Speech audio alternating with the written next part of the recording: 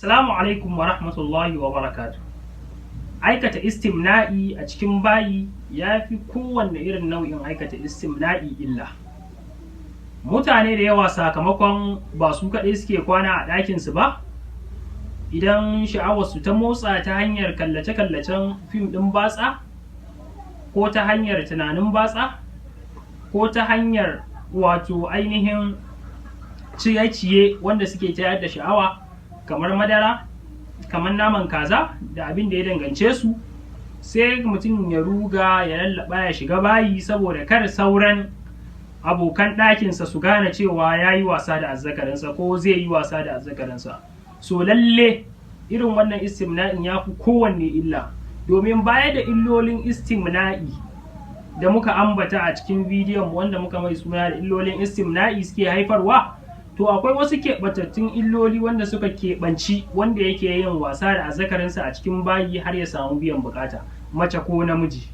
Daga ciki shine na farko, zai gamu da aljana idan namiji ne, idan mace ce kuma za ta gamu da aljani wanda yake aljani mai hidimar bayi. Shi wannan aljani ba a samunsa a ko'ina, sai a wuri wanda yake na ƙazanta, sai a wuri wanda yake bola, sai a wuri wanda yake bayi. To dama daga cikin dalilan da yake sa aljani ya shiga jikin mutum ko ya shiga jikin mace, namiji ko mace, shine yaye sitira ba tare da an ambaci Allah ba. To ta yaya za ka shiga bayi baka yaye sitiranka ba? In fact dama me za ka yi? Wasa da azzakarinka, kai tsaye yaye sitira ne. So ka yaye sitiranka, ba za ka ambaci Allah ba, tun lokacin da za ka shiga bayi ba za ka ambaci Allah ba, domin ba aikin alkhairi za ka yi ba.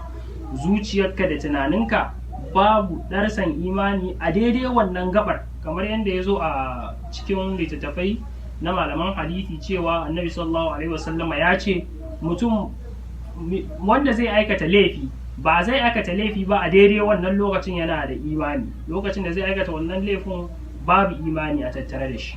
Saboda haka sai aka shiga bayin ba tare da kayan alwala ba tare da kayan addu'an shiga bayi ba. Amin. Allahumma inni a'udhu bika min al-khubuthi wal khaba'is. Sa'annan kuma kai tsaye wasa da zakarin, akwai addu'an da zaka yi ne zaka yi saba wa Allah? So wannan zai sa dama daga cikin dalili akwai yaye jiki, sai aljani mai hidimar bayi kuma aljanin soyayya, double wahala kenan ya shiga jikin mutum. So daga nan sai ka samu mutum baya son gyaran ɗakin shi, baya son sharan ɗakin shi, baya son wanka, baya son ƙanshin turare. Daga haka wannan alamu ne na cewa aljanin ƙazanta mai hidimar bayi kuma na soyayya ya shiga jikin mutum. Kana manta da na subscribe.